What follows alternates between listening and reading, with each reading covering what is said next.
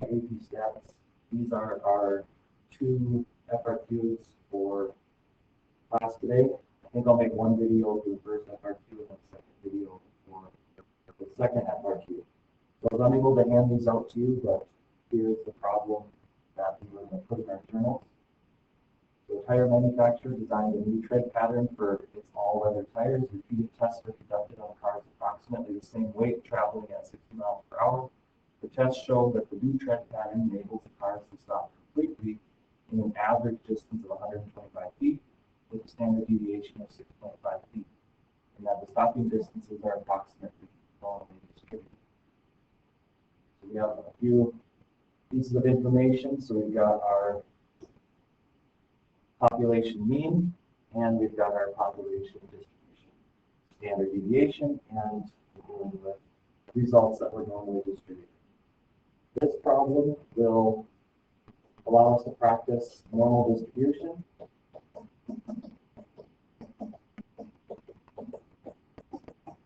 binomial distribution, and sampling distribution.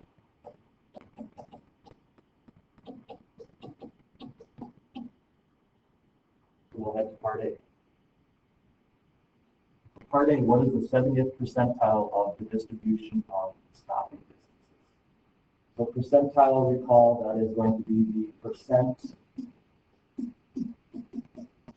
of values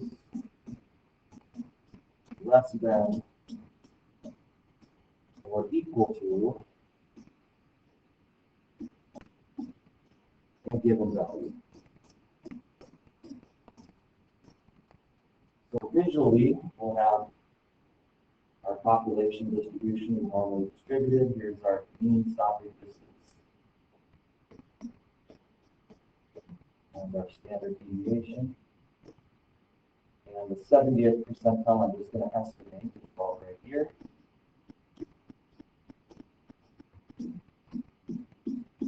So there's where 70% of our values are less than that 70th percentile. We're going to look for the distance of stopping time for stopping distance for the value that matches up to the 70th percentile. There can be two ways we can do it. So first way is we can use our table A, which will tell us all the areas of certain z-scores, and we can see that our 70th percentile is going to be right in between about 0.52 and 0.53. So I'm just going to estimate that that's going to be about a z-score of 0.525. And then we can use our z-score formula. So 0.525 is going to equal our stopping distance minus the mean 125, all divided by our standard deviation, which is 6.5. So we'll do some algebra, solve that out, and I'll get x is equal to 128.4125.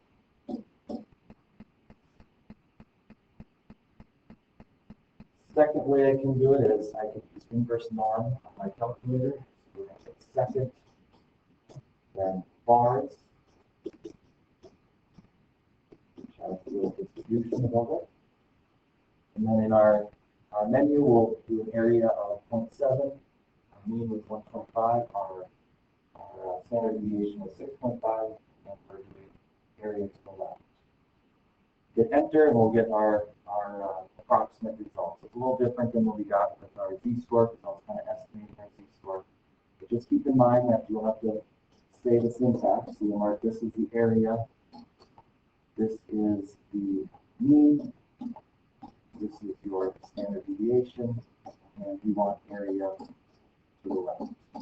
Also remember, if you're using an older calculator, your calculator won't give you the option of right, left, center, so you have to always use area to the left. So older calculators will use that area to the left.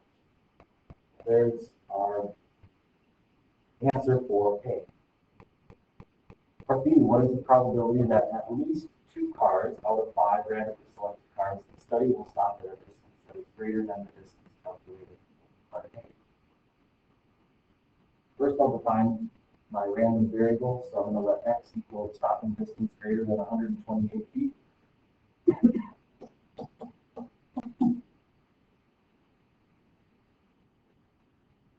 I'm finding the probability that at least 2 cars out of 5 randomly are going to stop in a distance that's greater than 128 feet. So my probability that x is greater than or equal to 2 cars stop more than 128 feet. I'm calling a success being more than 128 feet. A failure will be less than 1. Anytime we're looking for a certain amount of successes at a fixed amount of trials, we are looking at a binomial situation. So binomial, we have a failure and success, so that checks. Independent, each tire is independent of each other, so that is going to meet that condition. Fixed trials, our number of trials is 5. And lastly, the same probability. So our probability, if you look back at the previous option, so our 70th percentile was at that 128 feet, which means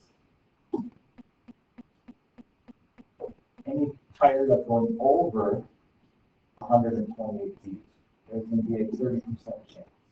So our chance of success is that blue area, and that means that my probability is going to be 0.3. We've got a couple ways of working with a binomial distribution. So I can use the formula, so the probability of being greater than or equal to 2 would also be the same as the probability of getting 0 tires, 1 minus the probability of having 0 tires have a stopping distance of more than 128 feet, plus the probability of 1 tire more than 100. I can use my binomial probability formula. So probability of 0 will be 5 combinations of 0 times 0.3 to the number of successes, 0 times 0.7, the number of failures to the 5th power. And calculate that out, I would get 0.16807. Probability of 1 success out of 5 trials would be 0.3 to the 1st power times 0.7 to the 4th power, which would be 0.3605.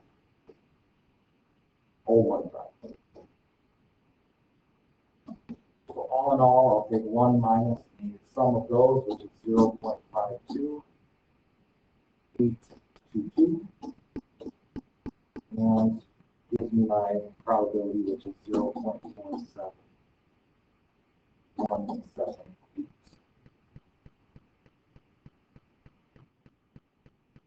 Another option we can use binomial CDF. So the probability of x is greater than or equal to 2 is going to be area to the right of our binomial distribution. So we'll do 1 minus binomial CDF. All calculators are going to calculate the area to the left. We're going to do 1 minus that area to the left. So we'll go 1 minus, and then you can go into second bars. Down to final CDF. So we have 5 trials. The probability of a success is 0.3, going over 128 feet. And I'm going to use an x value of 1. Right? I do not want to include 2 because I want to find greater than or equal to 2. So I'm just going to subtract off the probability of 1 tire going over 128 feet and the probability of 0 out of those 5 tires going over 128 feet. So my syntax will be these 5 trials, so I'll label that, that's my hand. My probability of success is 0.3, I'll label that P. And my number of successes, so I want 1 and 0, so I'm going to get 1.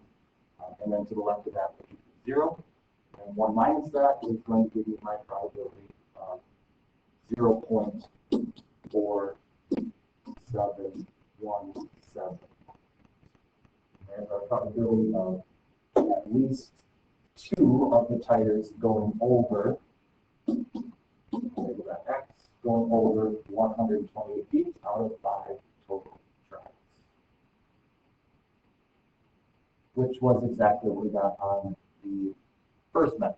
So using the formula, I could subtract off probability of 0 and 1, or I can find the area to the left and subtract that from 1 to find the probability of 2, 3, 4, or 5 tires going more than 120. On tomorrow's exam, there will be one of the FRQs that will use binomial distribution. So you're going to want to take note of that, review that. So we're getting further into the curriculum, and there will be FRQs that will go over multiple topics, multiple units that we have been seeing throughout the year.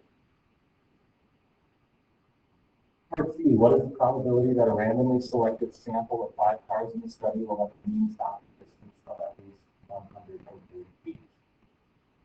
Here now we're taking a sample of 5, so we're going to make a sampling distribution.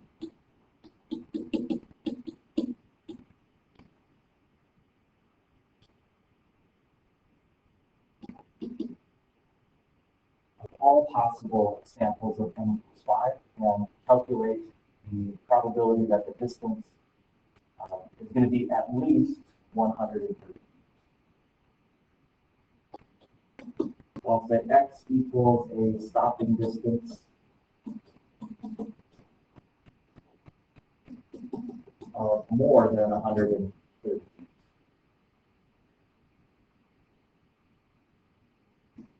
Actually, I'm going to say a stopping distance of the car.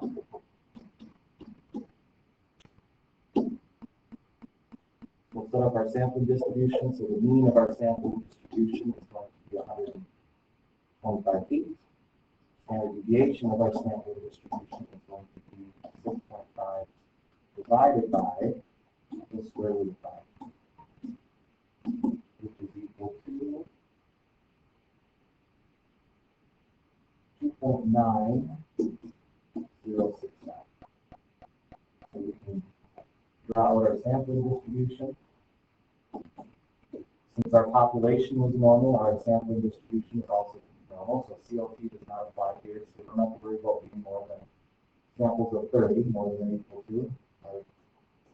Our population mean was 125, so our sampling distribution mean would be 125, and now our standard deviation is 5 is 2.9069.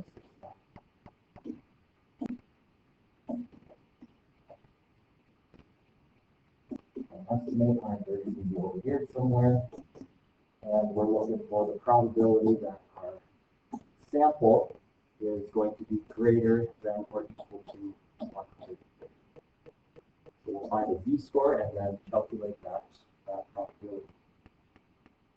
So option 1, we can find a z-score, and our z-score will be 1.72. Head to our table A, we'll get 0.9573. Find the area to the right, so 1 minus 0.9573 will get our probability to be 0.0427. Option 2, we can use our calculator. We'll head back to the second bars, and we'll select the normal CDF. We'll put in our lower limit is going to be the 130 stopping distance, and we want area to the right, so upper you can put in some large number, just a bunch of 9s. Our sampling distribution had a mean of 125, and then the standard deviation was 2.9069.